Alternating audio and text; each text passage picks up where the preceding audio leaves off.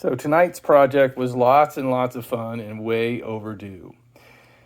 So I love to boat at night, and just between boating at night normally and also staying out on the water and let the Guggen hour pass at the ramp and coming back in at night, and where it's a lot more peaceful. But I always hated having to depend upon a handheld Q-beam to navigate.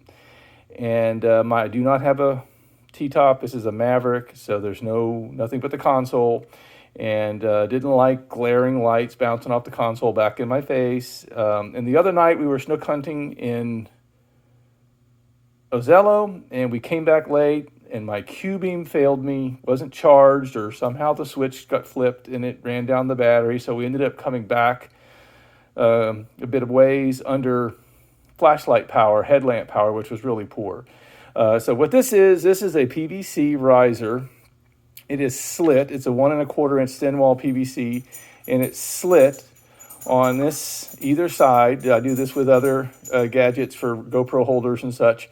That slides it down nice and snug into the rod holder, and then it has a spotlight.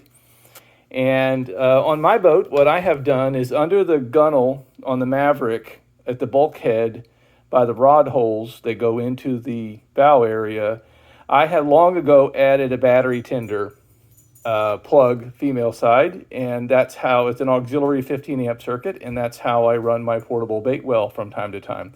I don't do a lot of live bait fishing, but sometimes I do. And it stays up at the bulkhead strapped in. This was for my trolling motor, which I retired when I went to the power puck, so I do not have any connector. All the power to the trolling motor's fed wonderfully through the power pucks. And so I had this, and I built this, and the wiring goes in through, comes around. This is 52 watts, 1,200 lumens. So it's going to run probably 4 amps out of a 15 amp circuit for the time that it's on. This is circuit, that's the aux circuit, is a switched circuit. So I can turn this on and off as I need to be able to take a glance for crab traps or anything, any uncharted markers I can find. So let's go check it out on the boat. I'll show you how it maps. All right, so we're out here on the boat. And as you can see, all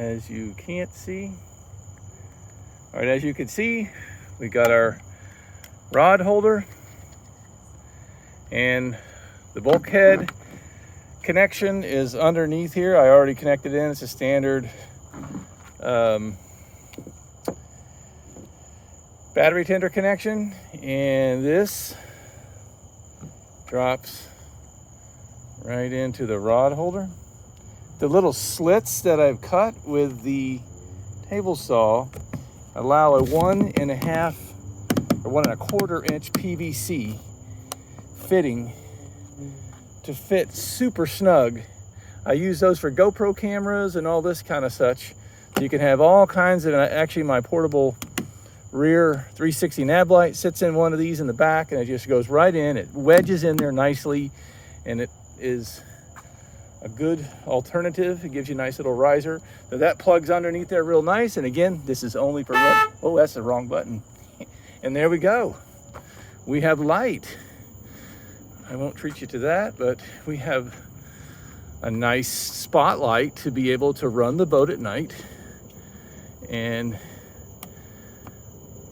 not have it bounce back in your face. Even these lights, which are handy, are not handy to have in your face at night. Check it out. I'm really excited.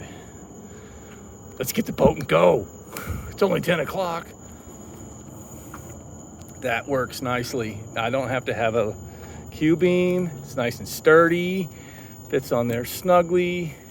Won't be adjusting this thing. It's just going to point. It's just going to show me crab traps and any uncharted obstacles. And again, I have a nice little switch here so I can turn it on and off on demand. Sweet. Awesome. I'm really excited.